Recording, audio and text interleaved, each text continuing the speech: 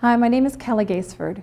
4 years ago, I went through a very challenging experience where my visitor would have really helped me out.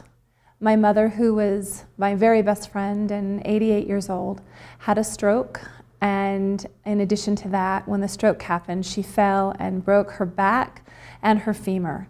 So, emergency to the hospital, and the stroke was not a very serious stroke, and she could have recovered from that. But we had to fix her femur and her back. So every operation that she went into, the doctors warned us that it might be more and more difficult to recover from this stroke. So 2 surgeries later, and after a very short period of recovery time in the hospital, she had to be released. So she was sent to a critical care facility in another city. And my family, I raised a 6-year-old boy and a husband, and my brother and his family, we took shifts going back and forth, 2.5 hours to this different city and spending time with her there, staying at hotels, staying her at that critical care facility. During that time, it was apparent that she just wanted to go home to die. And that wasn't something that I had signed on for, but it was something that I had to deal with. So the hospital was beautiful. They realized that was her choice. I immediately had to figure out a system. What was I going to do? So calling hospice and trying to get things set up. But so busy, I had no time to communicate with anyone, to tell them what was happening, where we had really gone. They knew that this had happened to her, but it was a crisis for all of us. The hospital staff at this critical care hospital clapped as she was wheeled out to an ambulance and sent back home. And that daunting moment when we came in the house and I had someone grab me a hospital bed and get things set up, it was, what do we do now?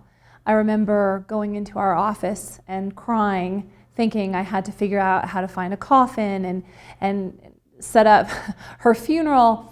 And I felt so guilty because she was alive and we were so close. Well, the few days that she thought it was going to take for her to die when she came home turned into almost 5 months. She made a decision at home to try to get well, which I was so grateful for. But the burden of trying to take care of her and a 6-year-old and be a wife and run a company almost put me in the ground. So she came first at this time, and I was running to do shopping and pay bills, and most of them were late. Creditors don't really understand what happens to your life in these types of scenarios. But bottom line is this: she was my priority, and I had to schedule visits from hospice and visits from PT and all these different things. And I had to cook for her, and I had to cook special foods for her.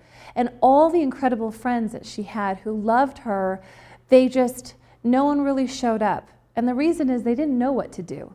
There was no coordination. Some stayed away because they felt this was a really sacred time, and it was, but she would have loved to have those visits. Some brought food that she couldn't eat. We did.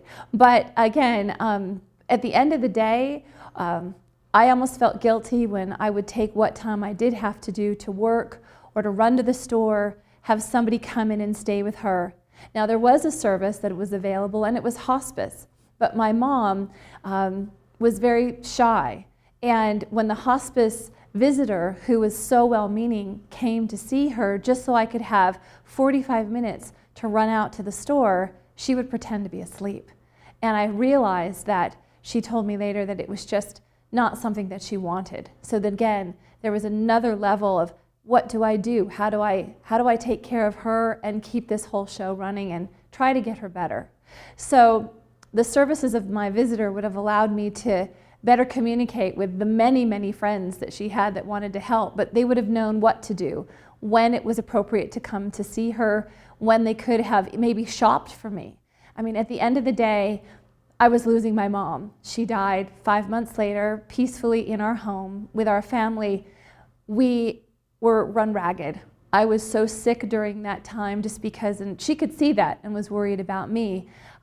So I would have liked to have been the one that could have been sitting with her most of the time because it was sacred and there was less time than I thought we were going to have. And so just to be able to coordinate food, services, shopping, laundry, and just that would have been so incredibly helpful for me. So I'm excited that this product is coming to market.